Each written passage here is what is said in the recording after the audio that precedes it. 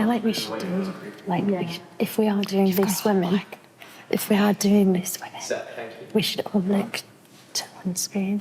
All look to one screen at once? Welcome. What are we talking about today? We are talking about... As part of the, there's the practical management side of things.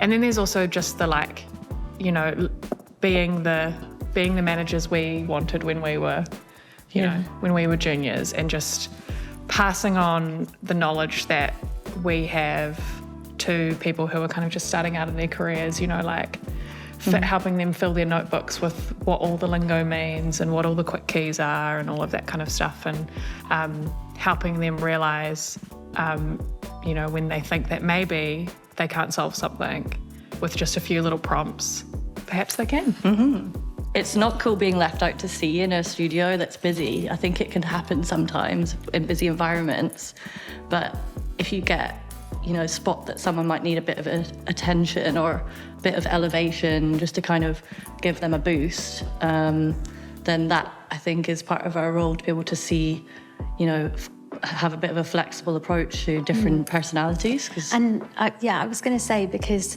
everyone you're managing is going to be a completely different person to the other. So it's like, it's not a one-size-fits-all approach to what kind of mentorship or management everyone will need. It's got to be quite tailored, and you've got to take the time to kind of understand that person. Well, it happened a lot, actually, with my old boss, where I was as junior or mid, and he would ask me for his opinion on things, on his designs. So he was, head of design. Occasionally we'd get on my tools, and he'd be like, "Oh, Charlie, do you want to have a look at this? What do you think about this?" And sometimes I'd say good ideas. I'd be like, "Oh, what if you did that?" Probably a lot of the time I was saying absolute rubbish. And he'd be like, "Oh, yeah," and he was kind of like entertaining me.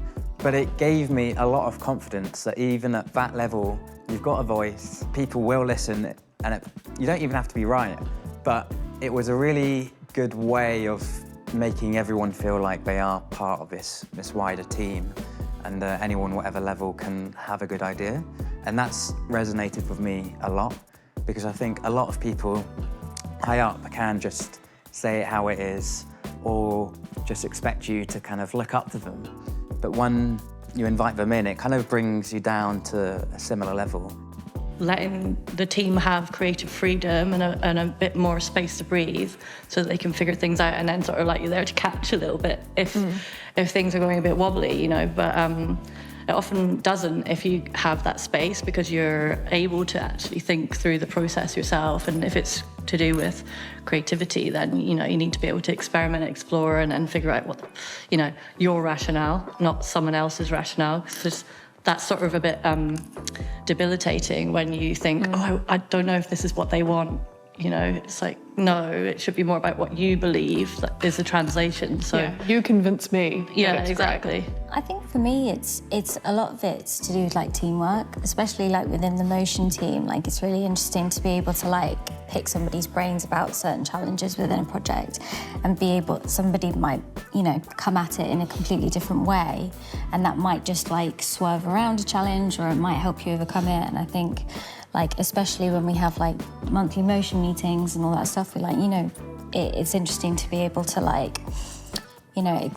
present your work, but also present the challenges you have, and then try and face them as a team, especially a motion team together. So I think that stuff's really important as well. Just bouncing your ideas off other people can always help you overcome things. Basketball shooting. Everyone feels comfortable to voice their opinion before they go in. I think, basically, campfires can be quite overwhelming if you're maybe a bit more introverted, or that you feel because I have for example, if I come to a campfire and there's Harry, Dan, AB, the design director, Mara, that is a lot of people. And sometimes it's hard to voice your opinion or finding a space in conversation when I'm not the most natural to be this is what I think type of thing. So I think understanding the people on your team and how they communicate is like really important. I know AB's like done it quite a few times with me, but he's like, because he knows that I'm not the person to like kind of shout the loudest. He's like, so what do you think about this, Holly? Like he can give you, or like, What do you think?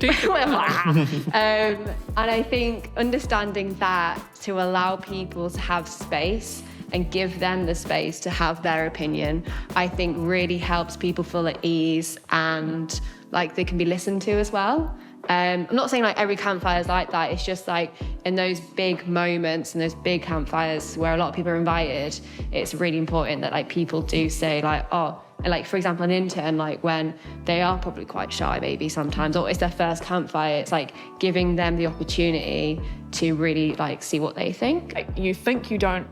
You think maybe, oh, like leadership is scary and management is scary, but then the minute you kind of like just sit down next to a more junior member of the team and teach them how to do something, that's leadership. Like it doesn't have to be as big or as scary as people think it is. And it is a lot harder for people who are, you know, maybe a little more introverted, that kind of thing. But ultimately everybody has like transferable skills and can, as long as you can explain something in plain English, it's like, let's just teach you how to do this particular thing on the computer. And that's leadership. It's like, it's passing your knowledge to someone else. And then obviously there's like the how to give feedback and how to run a performance review and all of that kind of stuff. But that's what YCN is for. And so it's like, you know, we can teach those skills, but I think everybody inherently has like we're all humans and we all love to pass knowledge on and everyone wants to learn.